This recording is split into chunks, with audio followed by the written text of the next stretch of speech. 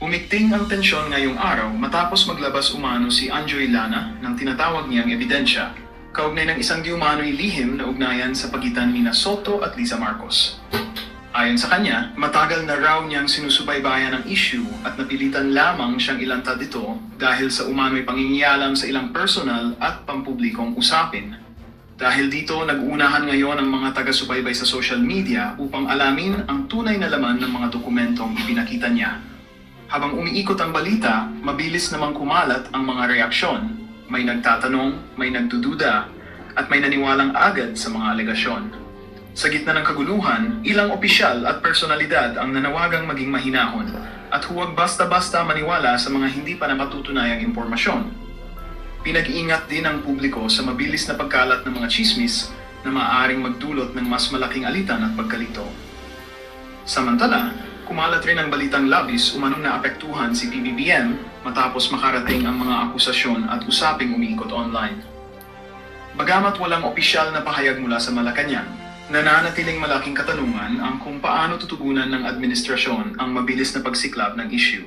Sa ngayon, hinihintay ng lahat kung may lalabas bang opisyal na sagot mula sa mga taong sangkot upang tuluyang matudukan ang mga kumakalat na haka-haka.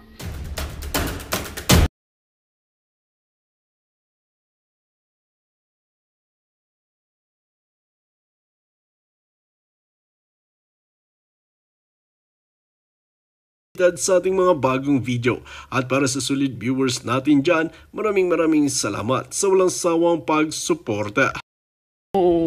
Wag maituro yung mastermind. Kaya ayaw nila magkaroon ng whistleblower. Kasi nga, yung Diskaya, kung mapapansin mo, initial pa lang, nagpangalan na siya ng 17 members ng Kongreso. Wala naman nakagawa nun kung hindi siya. Ni si Alcantara at saka ni Hernandez, walang isang congressman silang naipakita. Pero dahil nagpilit siya na mapalagay sa Witness Protection Program, kinakailangan mo akong magbigay talaga ng substantial testimony, material talaga. Para ngayon, pagka ikaw ay nag-apply dyan, at kung ikaw naman ay mapapayagan at ikaw ay magkukwalify, magiging state witness ka. Ayan. Babalikan ho natin yan, pati na yung pahayag ni ICI chairman. Ipasok lang po natin itong chairman. As I said, we need whistleblowers because there is no connection from DPWH to the proponent. We have not connected with the proponent, so maybe it will be the ombudsman that can gather the evidence to connect these people charged to the proponent. Because it's hard naman to just say that a case is... Ayun, malinaw nga yun. Sabi niya, nahihirapan siyang i-connecta. Yes. Sa pagitan ng proponent, yung may kinalaman dun sa pagpapatupad ng project at saka yung empleyado ng DPWH. So mga kailangan nakuha niya ng whistleblower. Yes. So itinos niya sa ombudsman. Baka ang ombudsman may magagawa siyang paraan tungkol dyan.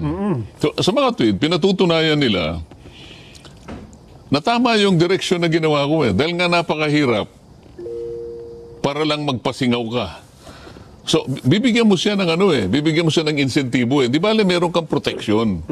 Ang Estado ang magbibigay siya ng protection, kaya sabihin mo na yung gusto mong sabihin. Yun naman yung tuntunin Yun ang yun ang layunin ng batas. Gusto ng Estado magtagumpay siya sa pagpaprosecute ng mga may kasalanan. Yung mga tibali. Kaya, in exchange for that, bibigyan niya ng protection So yung batas na yun, kung makikita mo sa title pa lang, sabi ko nga, patungkol yun sa protection at benepisyo ng taong nag-a-apply na maging state witness. Pag nag-a-apply pa lang, para ikaw mag-a-apply ka pa lang ng trabaho, ang kailangan lang, ito yung edad mo, ito yung ganito. Pagkatapos maglalagay ka ng requirement na wala doon, bayaran mo muna yung utang mo kay Pedro bago ka makapag-apply. Wala namang ganun Doon sa batas. Doon sa batas. So, hindi mo talaga gusto na mag-prosecute. Ibig sabihin, gumagawa ka ng paraan para... Gumagawa ka ng paraan dahil takot ka dito sa... dahil baka magsabi talaga ng totoo ito, kaya dinidiscourage mo, kaya maglalagay ka ng additional requirement na hindi naman sinasabi ng batas. Pinapahirapan mo. Pinahirapan mo, pagkatapos sasabihin nila, si Marcoleta ang ano dyan, si Marcoleta ayaw niyang magsoli. Hindi po, wala akong sinabing gano'n eh. Ang sinabi ko, ang pagsusoli po sa bandang huli. Hindi po sa panahon na nag-a-apply pa siya para magamit siyang testigo ng pamahalaan. Dahil importante nga na ma-prosecute natin lahat ang mga tiwaling ito. Aha.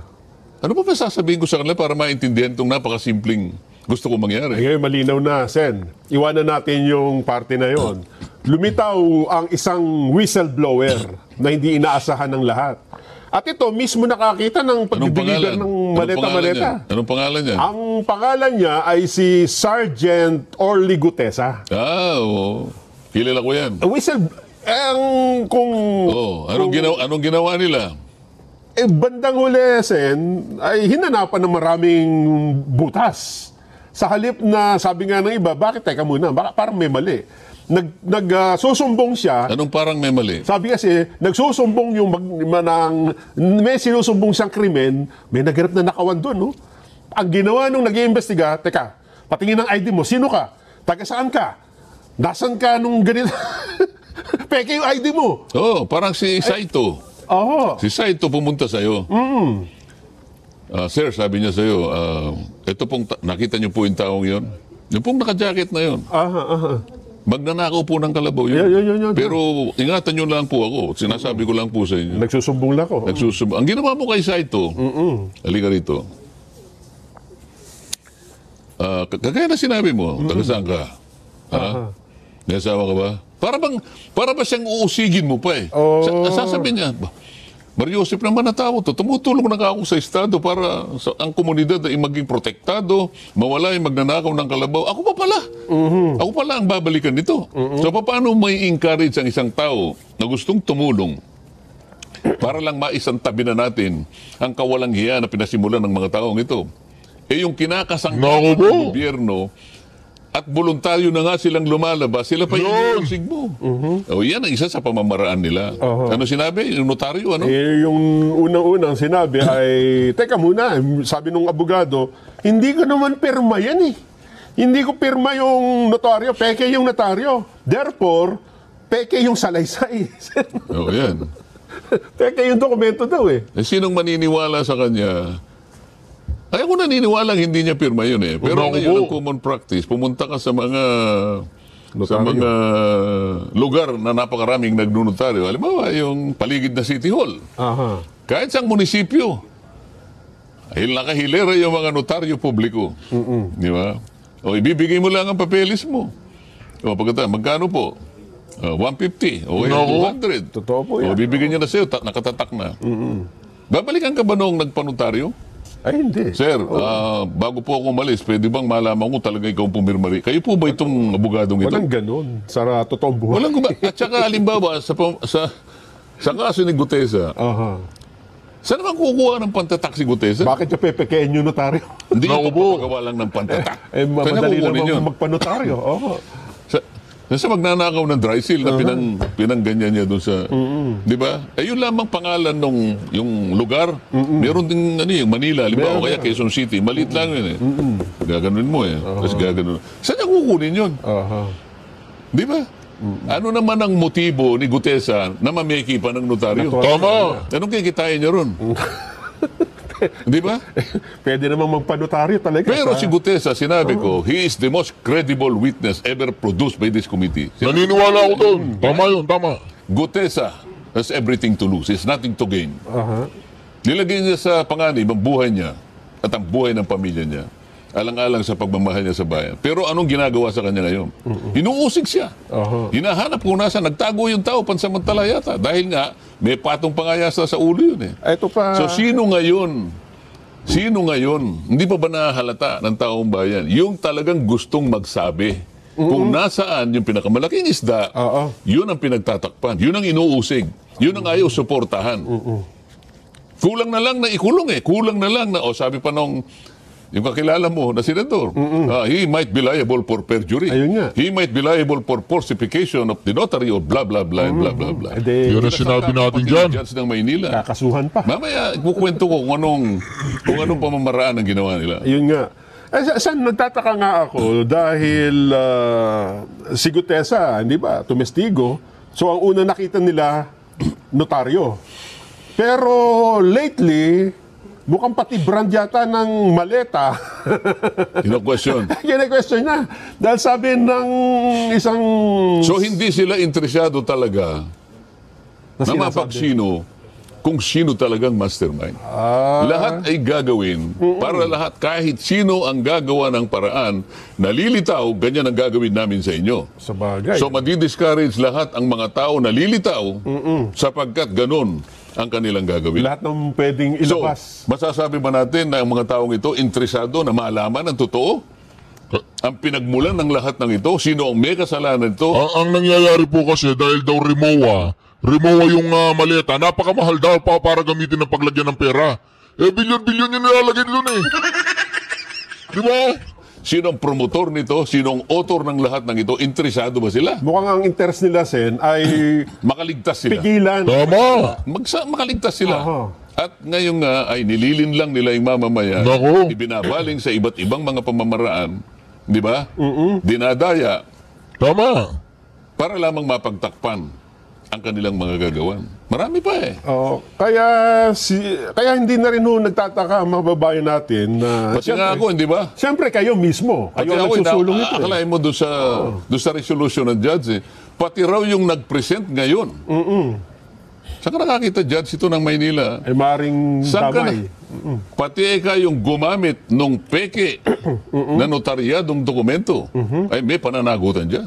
Sipin mo. Parang akala mo, hiniling nung abogada na gano'n ang gawin ng judge, kinakailangan panghimasukan. Judge, pwede bang advisean mo ako sa magitan ng iyong bihasang pananaw tungkol sa batas? Na pati ba yung gumamit na nga ito, may kinalaman? Akala mo, merong ganong issue. Nako po. Alam mo, yung paggagawa ng isang order, depende lang kung ano yung hinihingi ng issue. Ang issue lang, yung bang pirma na yan ay totoo, hindi na kanya. Yun lang. So, napatunayan na hindi nga. Dahil nga, hindi nga siyang pumipirma talaga. Meron siyang taga-pirma. Kagaya ng nangyayarang common practice ngayon.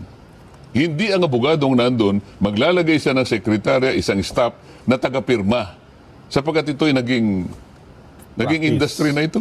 Common practice. Common practice. Akala po siguro nila mananahimik si Senador Marcoleta yan, no?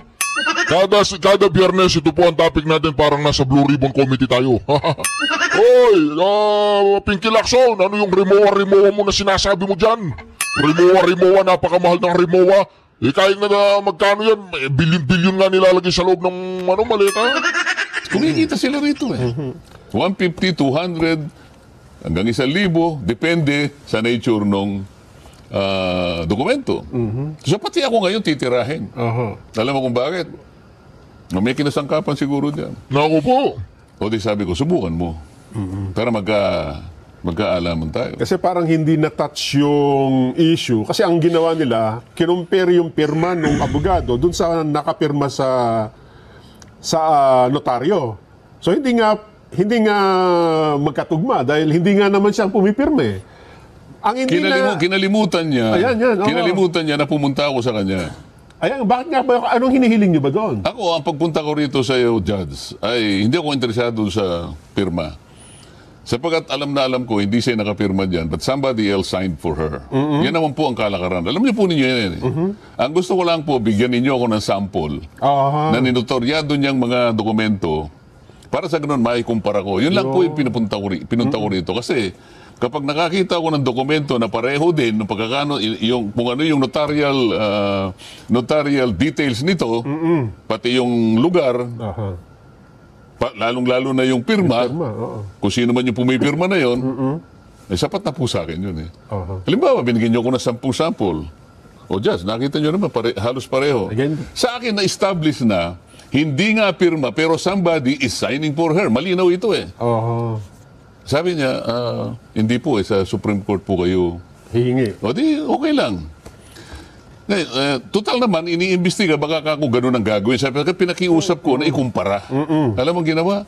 Nag-stick siya doon lamang sa pirma. Sinabi ko nang hindi ako interesado sa pirma. Ito, lumitaw ngayon na natapos niya na raw ang investigasyon.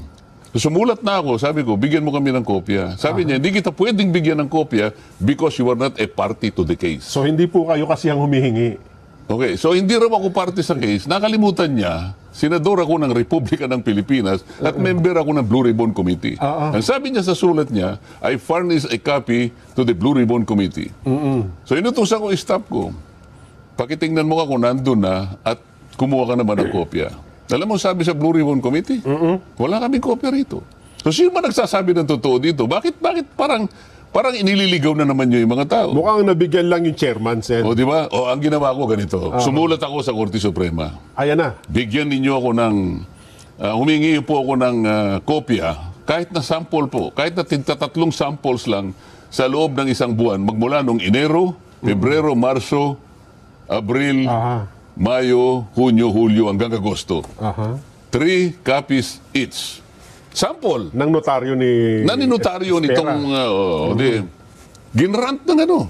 Ganun. Ginrant ng Supreme Court. Sabi, notwithstanding that this case has already been resolved by the blah, blah, blah, that considering that the request is legitimate, your request is granted.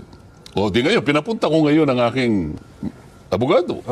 Tatlo sila dahil marami yun voluminous. Para makatulong na kayo kung ganyan, na kayo na yung humanap. Tumingin. Tulungan nyo na yung Clerk of Court. Edi punta naman nung Lunes, pumunta yung mga... Alam mo, sagot. Sabi ng Clerk of Court, Ma'am, hindi po kayo pwedeng kumuha ng sample. Ito yung gano'n, Supreme Court. Opo, pero kasi po, sabi ni Executive Judge. Na naman. Sabi ni Executive Judge, siya ang magdidesisyon kung anong kopyang ibibigay sa amin. So pipiliin niya yung may pirma na yung may pirma na, yung pirman talaga. Paano ka ako itong ikukumpara? Sabi ko lang, humingi kayo ang kumuha. Siyempre ang instruction ko, kumuha kayo yung malapit-lapit doon sa mga ganito. Baka nahihirapan kumuha. Maghanap. Hindi, bakit sasabihin ng executive judge na siya ang magdidesisyon, siya ang pipili? Naku po. Baka hindi lamang yung abogadang may problema rito. Maaari nga. Ako hindi ako nananakot, Nelson. Ako, magmula sa umpisa hanggang ngayon, kung ano yung tuntunin, kung ano yung tama, kung ano yung legal, ilalaban natin yan kahit saan tayo makarating. Bakit ganun ang kanyang actuation? Hanggang ngayon, ayaw akong bigyan ng kopya. Dapat hindi ako partido sa kaso. Sino ang partido sa kaso? Yung Blue Ribbon Committee? Hindi na siya partido Dito, sa sinasabi nyo. Doon sa petition nyo yan Yung tungkol sa pirmahan. Ayun nga. Tama. Nagpunta daw yung abogada para i-report, merong incident report, sabi niya, na merong pong gumamit ng aking pirma. Hindi ko po pirma yun. So kinasangkapan ng NBI para lang pinahirapan pa yung sarili. Sabi ko, hindi po yung pirma ang issue dyan. Gusto ko lang makakuha ng mga kopya ng notaryo sa opisina na yan para ikumpara ko lang. So, meron na po kasi akong isang kopya So pati sa notaryo, linilihis pa rin yung ano. No, yan ang sinasabi ko, kung gaano kalawak ang kanilang pamamaraan, kinasangkapan ng lahat. Hindi ako, wala akong tina-charge dito, Nelson. Pero sa nakikita ko, yung aking request na mismong Korte Suprema na grant, humihingi lang ako ng sample. Bakit sasabihin ng executive judge, siya ang merong karapatang magdesisyon kung anong sample ang ibibigay niya sa akin? Anong klaseng katuwiran niya? O yan isang example. Meron ka pa yata. Hindi po pala yan. Ngayon lang namin nalaman yan. Kaya pinapaalam ko ngayon sa buong Pilipinas. Gusto niyong palakihin? Palakihin natin. Hindi po ako nagpapalaki. Kayo po, simple lang po ang aking request.